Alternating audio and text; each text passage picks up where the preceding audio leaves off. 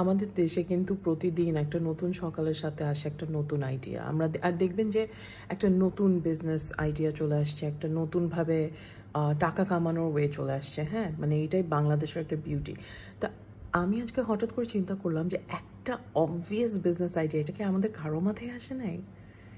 ডিমোটিভেশনাল speaker agency, এটা কেমন হয়?